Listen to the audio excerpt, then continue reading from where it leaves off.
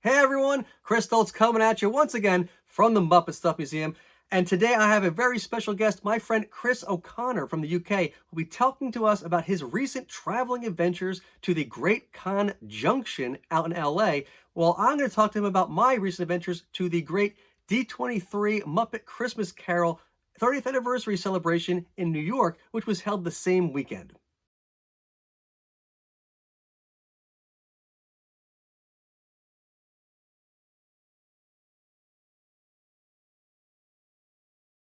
All right, and without further ado, here is Chris O'Connor. We're going to do a whole thing some other time. We're going to talk about his collection because his collection is amazing. It probably puts mine to shame. I've seen bits and pieces of it, but I know it's much more Muppet focused than mine because I have some Dark Crystal. I mean, I have some other Henson things, but yours is primarily, except for obviously a few things you picked up at the convention, primarily Muppet focused. Yeah. So we will do another video another time where we're going to show off Chris's magnificent Muppet collection. Because as you can see, look, it's impressive. So I couldn't not mention Traveling Matt because this is one I made. Right. So I was going to say when I got the tickets, we always, you've seen my videos. We always try to do like a little one up. Oh, but there's more. So this is Chris's one up. There's more. I saw the pictures of you and Uncle Traveling Matt at the convention. I was like, yeah, wow, that's a really interesting Traveling Matt. I'm wondering why he's getting to be this close to Traveling Matt to bring him around.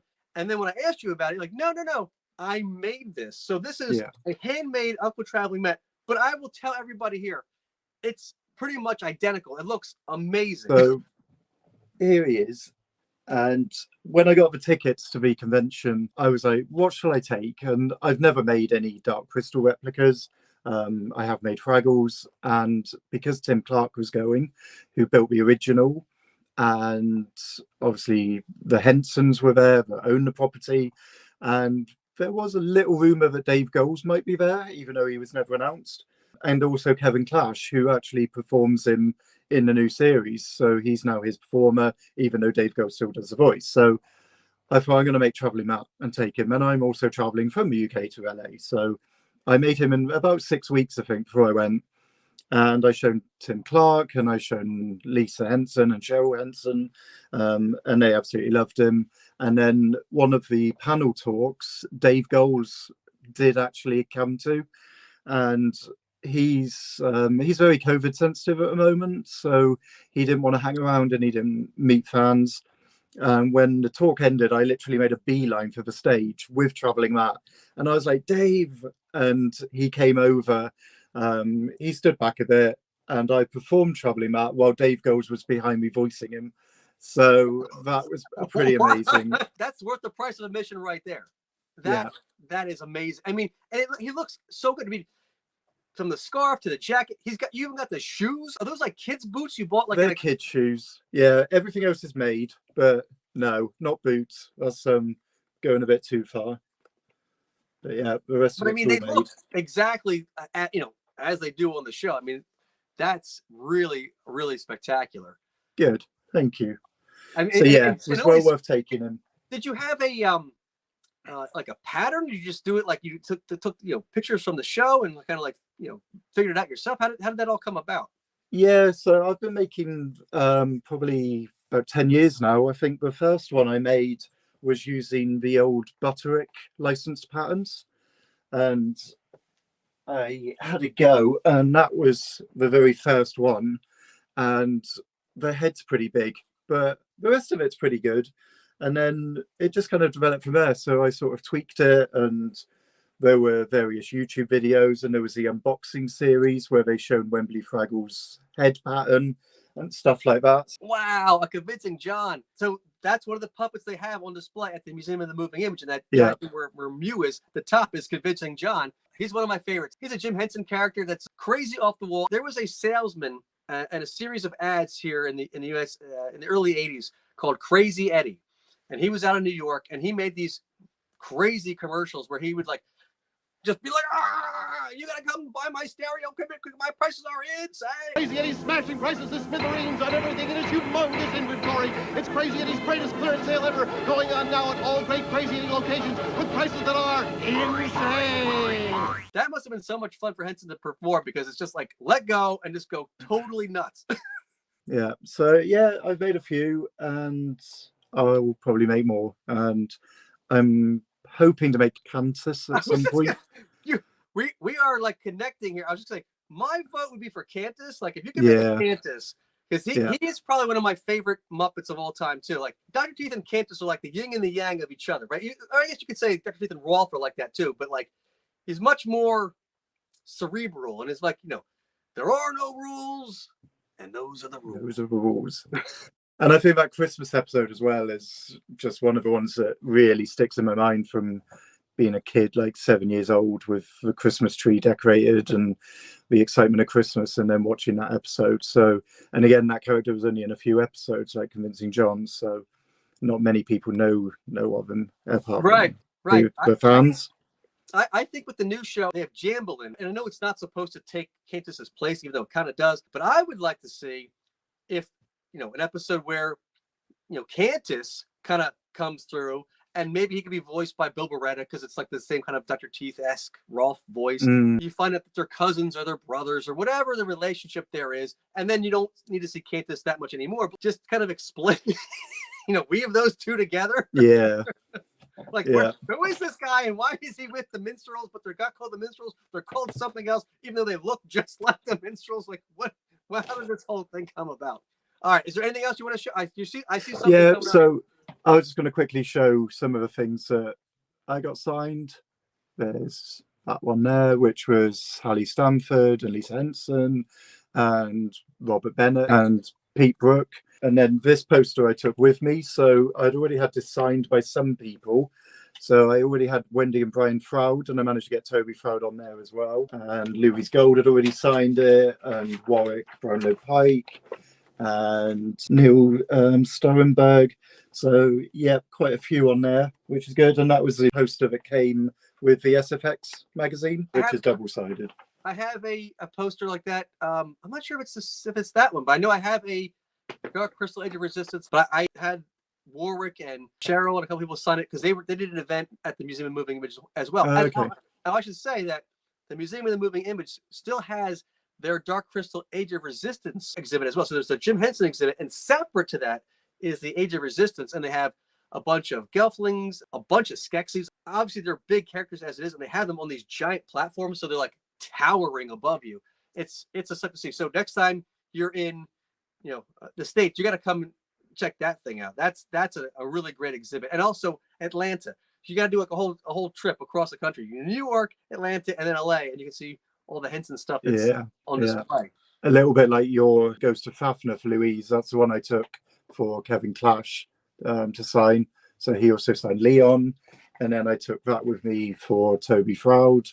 So I got that one signed. Right there. Of course, for those of you that don't know, Toby Froud, the son of designers and puppet builders Wendy and Brian Froud, who were the concept designers for the Dark Crystal Labyrinth, their son Toby was the baby in Labyrinth. So that's literally a picture of him as a kid, and it's from the movie. You know who Toby reminds me of? No, go on. The Babe. Oh dear. How did I not get that? Babe with the power of do what? Run me the Babe. Come on, everybody knows that. I thought I could get you. Yes. All right, so what else we got here? Sorry. A little book. Thought it'd be quite cool if I could get that signed to me from Cheryl. Nice. So got that one, and then these I got signed. So we've got the two signatures in this one, which is there, and then again in this one. So J.M. Lee signed that one for me, and finally I took this one. So I think it was back in like the early 90s. I made a trip to London and tried to get into the London Creature Shop. And I couldn't get in, but I did manage to get a copy of Muppet Variety, which was the Henson newsletter at the time. And down in the bottom corner was this little bit about a new book coming out by Cheryl Henson. called Muppets Make Puppets. So I've had this book a very long time, but I took it and got Cheryl to sign that one as well. And I told her that story, which she really liked. So that was good. That was actually the first, I think, yeah, I'm almost positive, yes, the first Muppet item I ever had signed. Cheryl Henson was doing a book tour for that book in my area when I was in high school. In the 90s. And yeah, I went there and met Cheryl. She signed that, and she signed my Jim Henson the Works book. And she signed my Henson the Works book, giant, like took up the entire page. Thanks for being a Muppet appreciator, Cheryl Henson.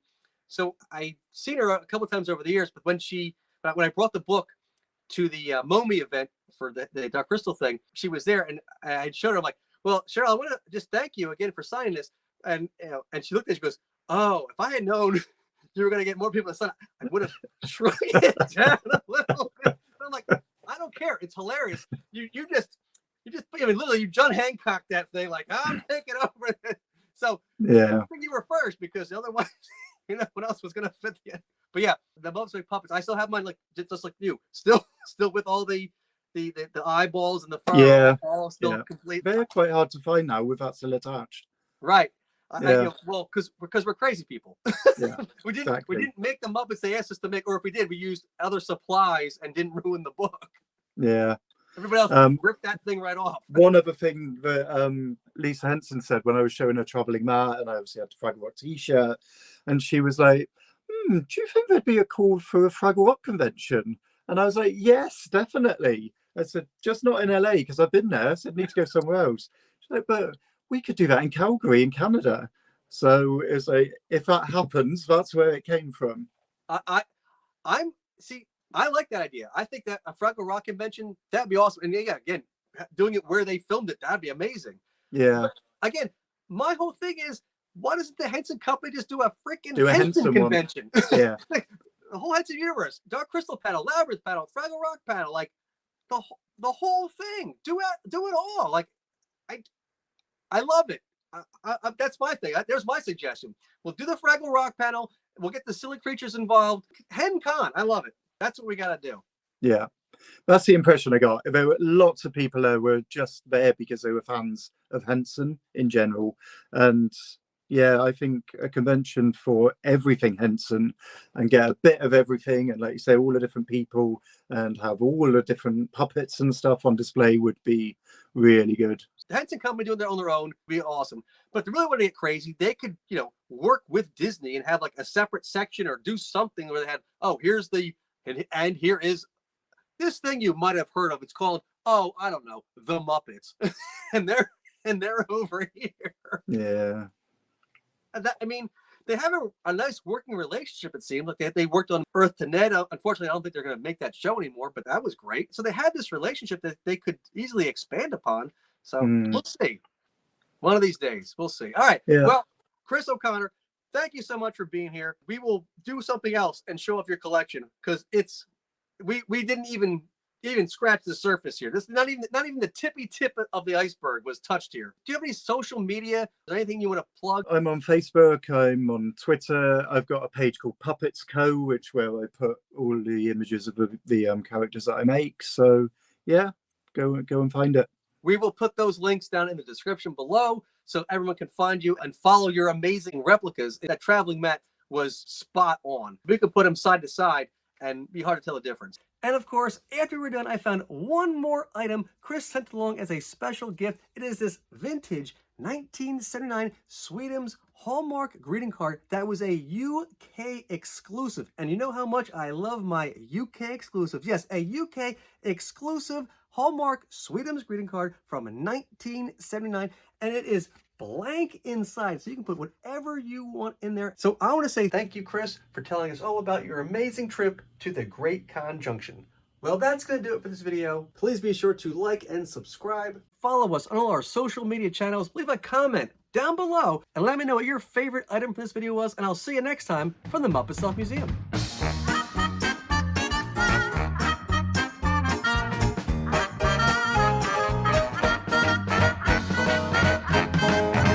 Thanks a lot.